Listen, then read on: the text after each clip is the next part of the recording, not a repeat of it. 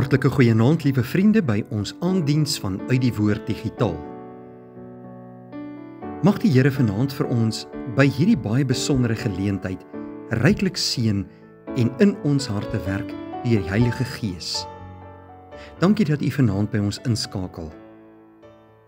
Kom ons word stil voor die Here. Ons slaan ons oë op na die berge. Waar sal ons hulp vandaan kom? Ons hulp is van die Here wat hemel en aarde gemaak het, wat trou bly tot in alle ewigheid en nooit laat vaar die werke van sy hande nie. Geliefdes, genade, barmhartigheid en vrede vir u, van God onse Vader en van Jesus Christus onse Here, deur die kragvolle werking van die Heilige Gees. Amen. Ons skriflesing kom vandag uit die woord van die Here uit Matteus hoofstuk 2. Ons gaan lees vers 1 tot en met vers 12. Die opskrif: die wyse manne uit die ooste. En toe Jesus te Bethlehem in Judea gebore is, in die dae van koning Herodes, het daar wyse manne uit die ooste in Jerusalem aangekom en gesê: Waar is die koning van die Jode wat gebore is? Want ons het sy ster in die ooste gesien en gekom om hom hulde te bewys. En toe koning Herodes dit hoor, was hy ontsteld en die hele Jerusalem saam met hom. En hy het al die owerpriesters en die skrifgeleerdes van die volk bymekaar laat kom en by hulle navraag gedoen waar die Christus gebore sou word. En hulle het vir hom gesê: te Bethlehem in Judea, want so is daardeur die profeet geskrywe: en jy, Bethlehem, land van Juda, is volstrek nie die geringste onder die vorste van Juda nie. Want uit jou sal 'n leidsman voortkom wat vir my volk Israel 'n herder sal wees. Toe het Herodes die wyse manne in die geheim geroep en hulle na die tyd van die ster se verskyning uitgevra. En hy het hulle na Bethlehem gestuur en gesê: gaan doen noukeurig ondersoek na die kindjie. En as julle hom vind, laat my weet, sodat ek ook kan gaan en hulde aan hom bewys. En nadat hulle die koning aangehoor het, het hulle vertrek. En kyk, die ster wat hulle in die ooste gesien het, gaan voor hulle uit, totdat hy kom en bly staan, bo oor die plek waar die kindjie was. En toe hulle die ster sien, het hulle hul met baie groot blydskap verheug.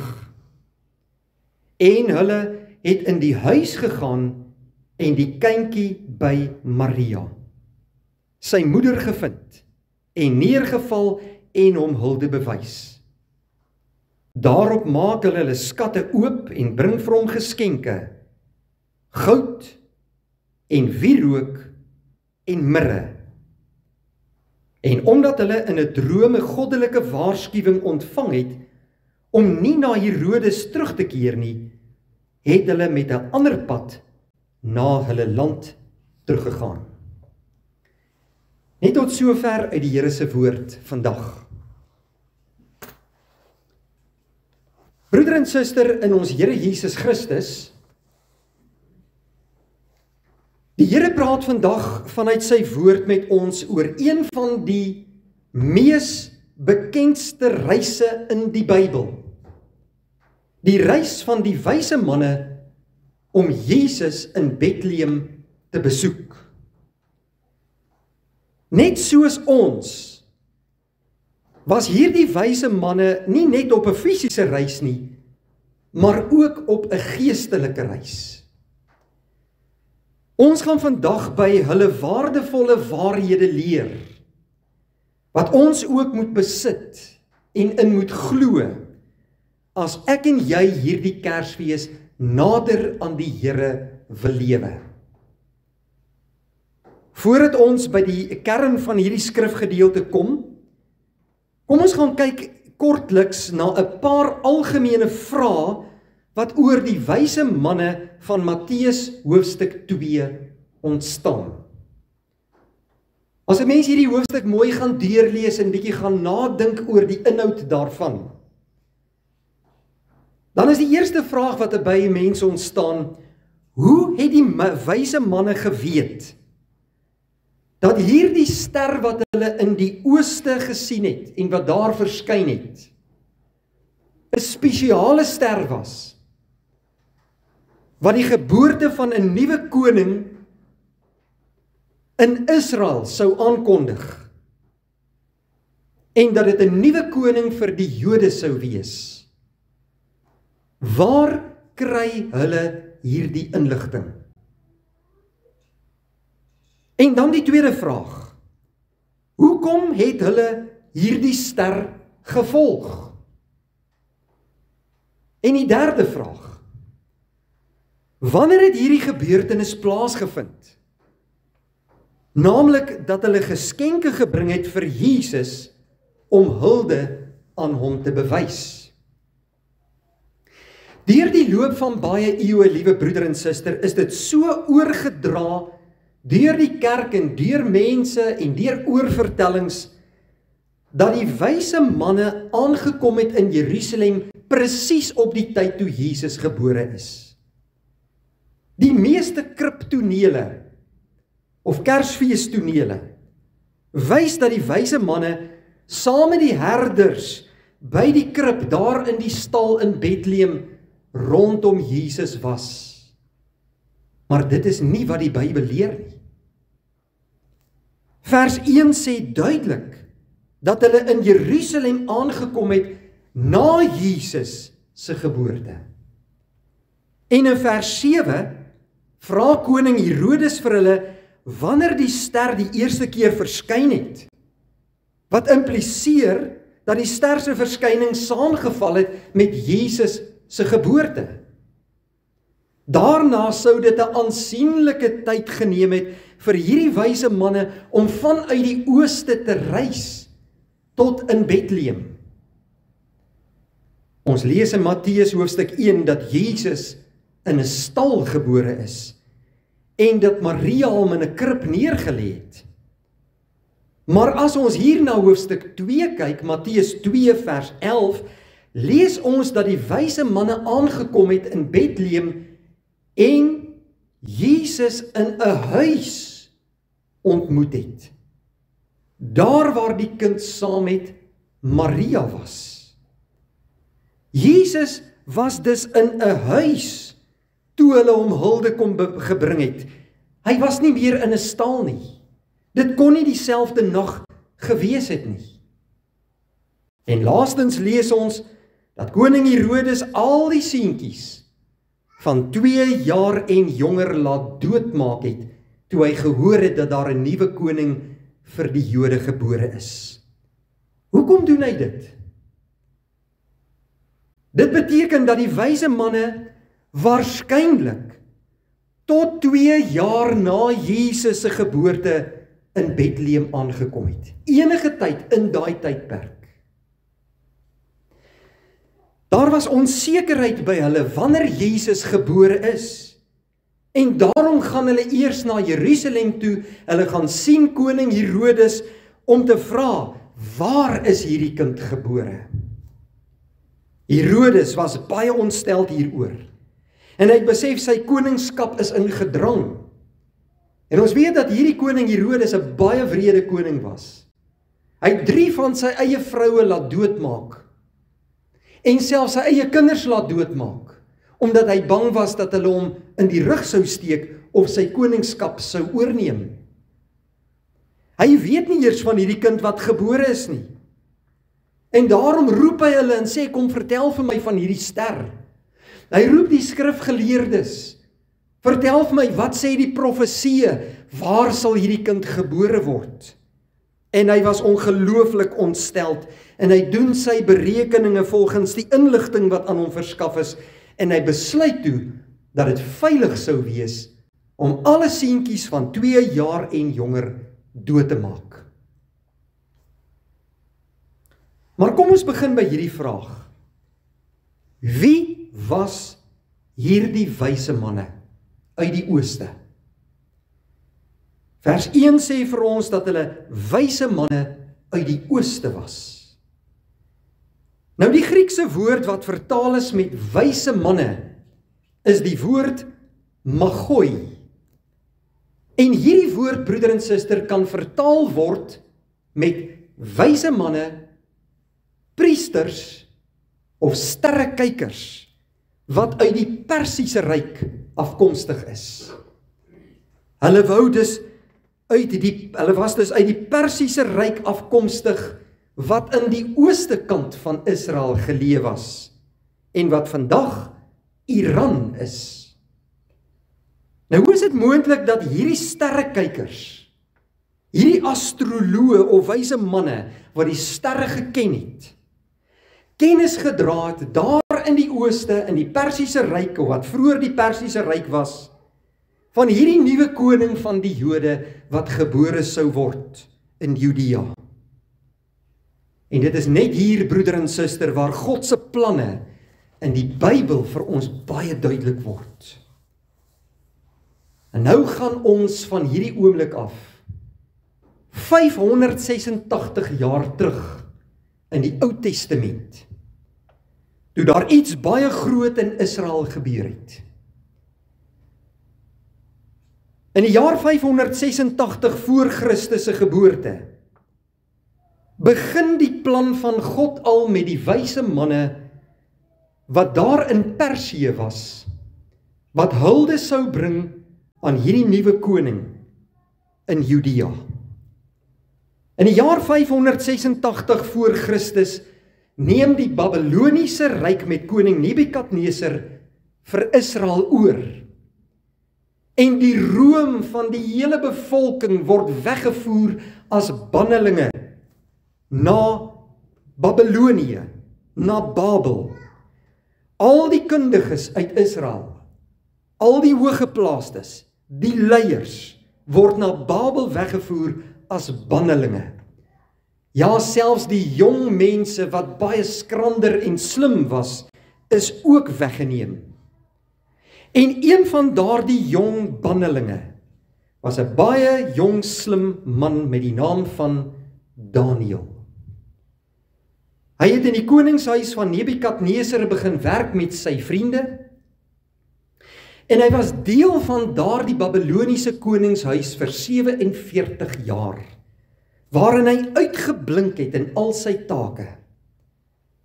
Ons lees in Daniël 5, dat koning Nebukadneser so beïndruk met hierdie jong man Daniël was, dat hy hom later aangestel het as die hoof van die sterrekykers, raadgewers en wyse manne wat vir hom sou raad gee en wat deel was in die koningshuis van die sterrekundiges uit Persië.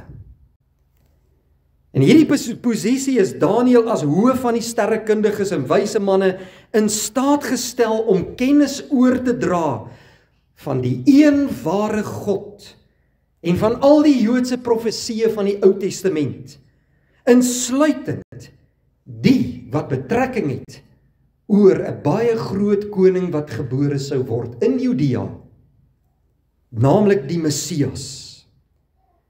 Daniël se geskrifte, veral sy profesieë, sou deur daardie wyse manne, of die magoi, die Griekse woord, daardie Persiese wysheidsleraars, sou sy profesieë bestudeer.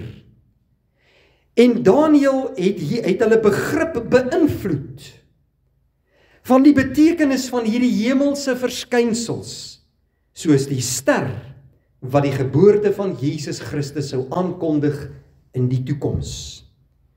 En deur die loop van meer as 500 jaar na Daniël se lewe, het sy Ou Testamentiese invloed en profesieë oor die Messias wat gebore sou word, 'n invloed gehad op hierdie Persiese sterrekykers en wyse manne, totdat die dag van Jesus Christus se geboorte aangebreek het.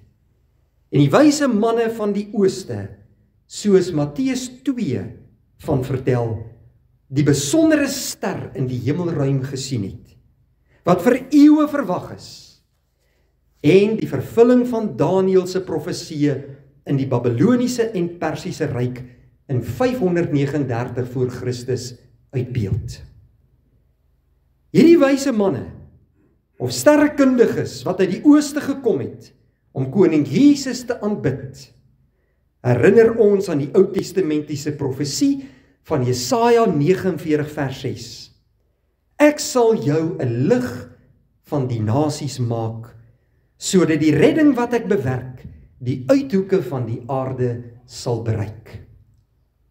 Jesus se geboorte was 'n lig vir hierdie sterrekykers, die Magoi, wyse manne uit Persië, wat vir geslagte lank hierdie besondere profeseë geleer het en oorgedra het, totdat dit gekom het by die geboorte van Jesus. Wat was hierdie ster wat hulle gevolg het? Het jy al gewonder oor hierdie ster, broeder en suster? Was dit soos die sterre wat ek en jy in die aandlig sien? Want hierdie ster was baie uniek. In vers 9 lees ons, die ster wat hulle in die ooste gesien het, het voor hulle uitgegaan totdat dit bo die plek gaan stilstaan het, waar die kind was. Ons sien dus, dat die ster hulle direk na Jesus gelei het. En dit is baie merkwaardig. Want geen gewone ster kan dit sommer nie doen nie. Probeer gerus 'n eenvoudige toets, gaan op 'n mooi, helder, skoon, sterlig aand, 'n donker maan en gaan staan bietjie buitekant een aand en kyk na die sterre. En probeer daardie sterre volg, totdat jy reg onderkant daardie ster staan. Kan jy dit doen? Dit is nie moontlik nie. Gewone sterre is so ver weg, dat jy nooit kan weet wanneer jy direk onder daardie ster is nie. Maar hierdie ster was anders. Dit was 'n bonatuurlike lig. Dit moes binne die aarde se atmosfeer gewees het, om hulle so te kon lei na die spesifieke plek. Wat duidelik is dat God wou hê, hierdie wyse manne uit die ooste moes daar wees in Bethlehem. Hy het bonatuurlike middele gebruik om seker te maak dat hulle by die waarheid uitkom. God kan enige middel gebruik, broeder en suster, om ons na die Here toe te lei. Gewoonlik gebruik hy mense soos ek en jy om die goeie nuus van die woord met mekaar te kan deel. Maar God is nie net tot ons beperk nie. As hy iemand geroep het, en daardie persoon reageer positief op die klein bietjie lig wat hy reeds het, sal God baie meer lig in sy lewe gee. God het nie net sy seun aan die wyse manne hier kom openbaar nie, hy het hom ook aan ons kom openbaar. Die wyse manne het 'n wonderlike getuienis gehad oor hoe God hulle na Jesus Christus toe gelei het. As jy 'n volgeling van Christus is, het jy ook 'n getuienis. En ek hoop jy sal hierdie Kersfees, broeder en suster, iemand vind met wie jy hierdie wonderlike getuienis oor Jesus kan deel. Die wyse manne was nie net wys in die oë van die wêreld nie, hulle was wys in God se oë. Want in Spreuke 9 vers 10 staan daar, die vrees van die Here is die begin van wysheid. Hulle was geestelik wys omdat hulle die ware God en sy seun wou ken. Hierdie begeerte om hierdie koning, hierdie nuwe koning te gaan aanbid, het hulle op 'n ongelooflike reis geneem. Hulle sou op die bekende roetes gereis het vanaf Persië tot in Judea. Ongeveer 3800 kilometer, en dit op kamele. Dit sou hulle ongeveer 4 maande geneem het, om in Bethlehem te kom. Hulle reis was 'n reis van opoffering, 'n reis van geloof. Hulle reis was ook 'n reis van aanbidding, 'n reis van gehoorsaamheid. Die wyse manne het hulle tyd en gemak vir hierdie nuwe onbekende koning opgeoffer, en geen moeite was vir hulle te veel nie. En vir ons, broeder en suster, ons behoort nie minder te doen nie. Jona 2 vers 9 sê, maar ek sal aan u 'n offer bring met 'n stem van lof. Redding kom van die Here af. Dink vir 'n oomblik na. Wat roep God jou dalk om op te offer ter wille van hom? Dalk 'n halfuur minder slaap op 'n dag om meer tyd saam met hom te spandeer? Dalk 'n eenvoudiger leefstyl sodat jy meer vrygewig kan wees? Dalk roep die Here jou om jou eie planne af te stel sodat jy betrokke kan wees by sy koninkryk. Ons is nie geroep tot 'n lewe van gemak nie, broeder en suster, maar tot 'n lewe van opoffering. Stel jou voor, iemand kry hierdie wyse manne daar op die pad, met hulle kamele, en vra vir hulle die vraag, waarheen gaan julle? En hulle antwoord, ons weet nie presies nie. Hoe gaan julle vir Jesus vind? En hulle antwoord, ons is nog nie seker nie. Hoe lank gaan julle weg wees? En hulle antwoord, dit moet nog bepaal word. Die wyse manne het nie al die antwoorde gehad nie. Maar hulle het geglo. Hulle het geweet, God is besig om iets besonders te doen. Hebreërs 11 vers 1 sê, die geloof is 'n vaste vertroue op die dinge wat ons hoop, 'n bewys van die dinge wat ons nie sien nie. Hulle het nie geweet of hulle vir Jesus eers gaan sien nie, maar hulle was oortuig van die waarheid van sy geboorte. En daarom het hulle vertrek en hulle geloof is beloon. Matteus 2 vers 11 sê dat toe hulle by Jesus gekom het, het hulle neergeval en hom aanbid. Hierdie belangrike, geleerde manne, sterrekundiges, astroloë, wyse manne, kom kniel hier in eenvoud voor 'n kind. En hulle het geskenke gebring, goud, wierook en mirre. Hoekom hierdie 3 geskenke? Goud is uiters waardevol. Dit was slegs geskenke vir konings. Wierook was dikwels in die tempel gebrand, op geen ander plek nie, en dit tot eer van God. En mirre was 'n spesery wat gebruik is om liggame van hoëgeplaastes te balsem by hulle begrafnis, wat dui op Jesus se kruisdood en begrafnis. Jesus is koning, Jesus is God, Jesus bring redding deur sy kruisdood en opstanding. Ons word dikwels so maklik mislei, broeder en suster, deur stories oor Kersfees. Hoe dikwels het ons nie geleer dat daar 3 wyse manne was, want hier was 3 soorte geskenke nie. Maar die Bybel sê nie vir ons hoeveel wyse manne was daar nie. Ons weet nie hoeveel daar was nie. Dit staan nêrens in Matteus 2 nie. Want ek dink daar moet baie meer gewees het. Want hoe pak jy 'n reis op kamele deur 'n woestyn vir 4 maande lank aan met al jou kos en met al jou water, met jou tente, met jou lewensmiddele, alles wat jy saam met jou moet dra, net met 3 mense? Dis nie moontlik nie. Hulle was waarskynlik 'n hele trek geselskap. wat nie net die lewensmiddele saam met hulle moes dra nie, maar ook hierdie baie kosbare duur geskenke, goud, wierook en mirre, wat teen rowers en aanval op die pad beskerm moes word. Daarom kon hulle nie net 3 wees nie. En hierdie geskenke het hierdie hele trek geselskap van wyse manne aan Jesus gebring om hom te aanbid vir wie hy was. En nadat hulle in 'n droom deur God gewaarsku is, sê vers 12, om nie na Herodes toe terug te gaan nie, het hulle langs 'n ander pad teruggegaan. En dit wys vir ons, hierdie manne het in God geglo.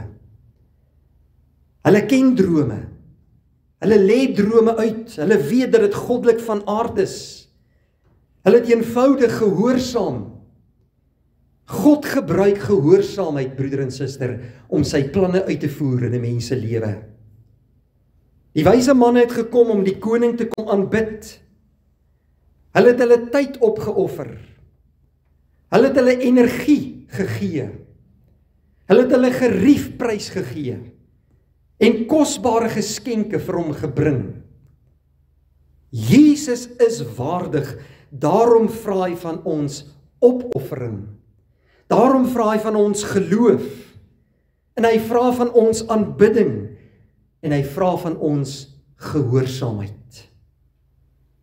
En nou die vraag vandag, is Jesus al die middelpunt van jou lewe? As hy by jou deur hierdie Kersfees sou instap, sou hy as koning in jou huis tuis voel? En watter geskenke sal jy hierdie jaar vir hom gee? En dalk het sommige van julle nog nooit die koning Jesus Christus aanvaar in die geloof nie. Dis vandag die tyd om dit te doen. Vandag kan jou reis in 'n nuwe rigting ingaan. En dit sal 'n reis vol avonture wees, maar ook 'n reis van groot uitdagings. Maar ons doen dit omdat ons Jesus liefhet. Ek bid vandag dat die Here vir jou die krag sal gee om Jesus Christus die koning van jou hart en die verlosser van jou lewe te maak. Dat jy hom met oorgawe sal dien. Dat geen moeite vir jou te veel sal wees, soos wat hierdie wyse manne gedoen het nie. En dat hy werklik ook 'n verskil in jou lewe sal maak. Mag hierdie Kersfeestyd vir ons almal baie geseënd wees. Kom ons eer ons Here Jesus Christus, wat vir ons gebore is. Ons buig in aanbidding voor hom, ons wees gehoorsaam aan hom, en ons bring hulde aan hom. Hy is die koning van die konings wat gebore is. Kom ons wy ons lewe aan hom toe. Amen. Kom ons bid saam.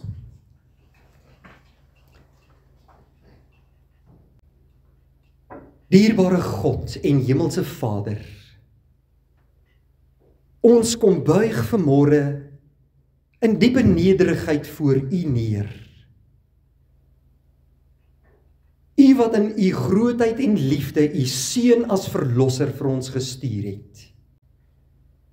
In hierdie Kersfeestyd is ons bewus van U liefde en die vrede wat U in oorvloed gebring het, maar in die besonder die redding wat U deur Jesus Christus U seun gebring het.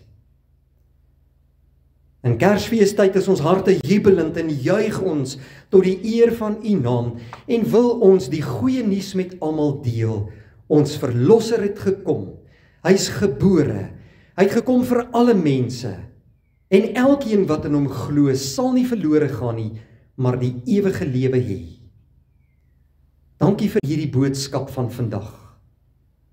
Laat hierdie Bybelse boodskap ons harte verander en vernuwe.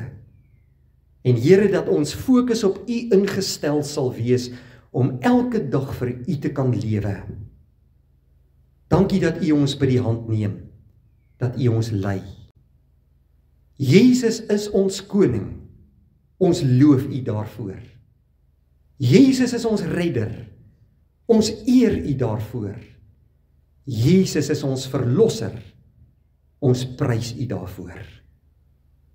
Ons bid dit alles, Vader, nie omdat ons dit verdien nie, maar in die naam van Jesus Christus, ons Here. Amen.